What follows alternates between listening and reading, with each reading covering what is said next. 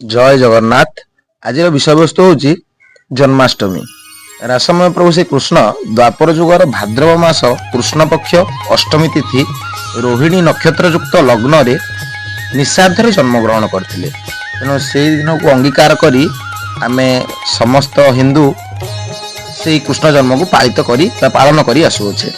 तेबे समस्त जो माने आमे घरे आंठुआ गोपाल बा बाल मुकुंद जो विग्रह पितल विग्रह रखुचे आम समस्त इच्छा जे आम जन्म नीति पालन करवा। तो आम घरे किपर जन्म नीति पालन करवा। प्रथमे अष्टमी दिन सकाल आप स्नानादि शौच कार्यक्रम सारी सूर्य को अर्घ्य देवे। सूर्य को अर्घ्य दे सारा कलश बा वरुण पूजा कर सारा से कृष्णकर कृष्णाभिषेक करेंगे। पंचामृत बाल मुकुंद विग्रह को अभिषेक कर सारा से ही अभिषेक को देवकी गर्भरे स्थान देवाई आपण तुलसी किसी जोगाड़ करेंगे एवं गोटे पितल थाली कृष्णकर मूर्ति को रखिदेवे। नाभि गोटे नाड़ी आमर अटा तैयारी नाड़ी तैयारी कर नाभि लगेदेवे एवं ता उपरे आपण तुलसी रे संपूर्ण आच्छादित करदेवे जमी विग्रह बाहर को दिशे ना। एवं तापर आपण सेटारे गोटे भोग करेंगे। भाविबे जे मातृगर्भ बा देवकी गर्भ भितर से कृष्ण स्थान पाइले बोली यह चिंता करी आपण गोटे भोग करेंगे। सकाल कार्यक्रम सरिया पर संध्या जेहेतु ये निशार्धरे जन्म होते आपण संध्या समय ही जन्म उत्सव बा रात्रि 12 रु गोटे मिश्रित समय जेहेतु जन्म होते आपण रात्रि समय जन्म उत्सव पालन करेंगे।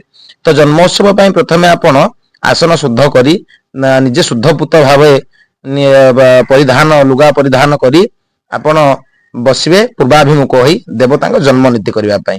तो प्रथमे आपण मंडल करेंगे जो मंडल के 8 पाखुड़ार पद्म फूल होइथिबो एवं सही 8 पाखुड़ारे देवकी वसुदेव नंद यशोदा लक्ष्मी उग्रसेन बलभद्र गार्गव एपरिक 8 मूर्ति एवं मझिरे से कृष्ण जो प्रतिमा आपण घरे पूजा कर बाल मुकुंदर से कृष्ण एमती कि 9 मूर्ति हेतारे स्थान पाइबे। आपण स्थान कर सारा पर आपण यही सब विग्रह को पूजा करेंगे।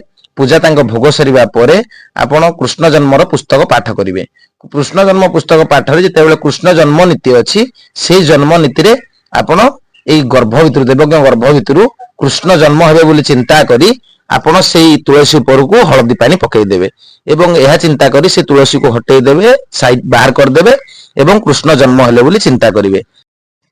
कृष्ण जन्म हेबा परे तांकर नाभि कटा पंचामृत अभिषेक नामकरण अन्नप्राशन बहिर्निष्क्रमण चूड़ाकरण यज्ञोपवीत दान नूतन वस्त्र तत्समेत तांकर श्रृंगार गंध सर्वांगरे गंध चंदन आदि श्रृंगार यही प्रकार आपण करेंगे। तत्पश्चात आपण तांकर षोडश उपचार रे मध्य पूजा करि परिबे। उपचार गुड़िक आसन स्वागत पाद्य अर्घ्य आचमन मधुपर्क पुनः आचमन स्नान वस्त्र भूषण गंध पुष्प धूप दीप नैवेद्य एवं आरत्रिक। तो आपण यही प्रकार करी षोडश उपचार मध्य पूजा करि परिबे। षोडश उपचार पूजा कर सारिबा परे देवता को झूलन विजे करेंगे। आपण जो झूलन रखिथिबे जो दोली रखिथिबे से दोली ऊपर को विजे करेंगे एवं सेठारे विजे करिबा परे आपण ताको सुसज्जित फूल विभिन्न प्रकार देवता होजन श्रृंगार प्रिय पुष्प प्रिय तेणु अलंकार प्रिय तेणु आपण ताको जेते विभिन्न प्रकार सुगंधित फूल द्वारा आपण ताको साज करि परिबे।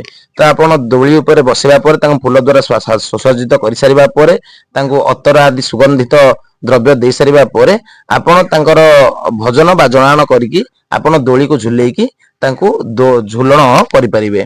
तो पश्चात आपण झुलन करि सारिबा परे से तांको आरती करिवे। आरती करी वंदना करिवे एवं पुष्पांजलि देवे।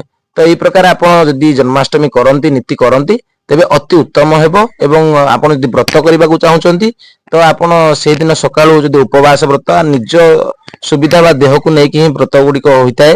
तो छोट पिला एवं वयस्क लोक रोगी एमान व्रत एते कठिन कर न थाए।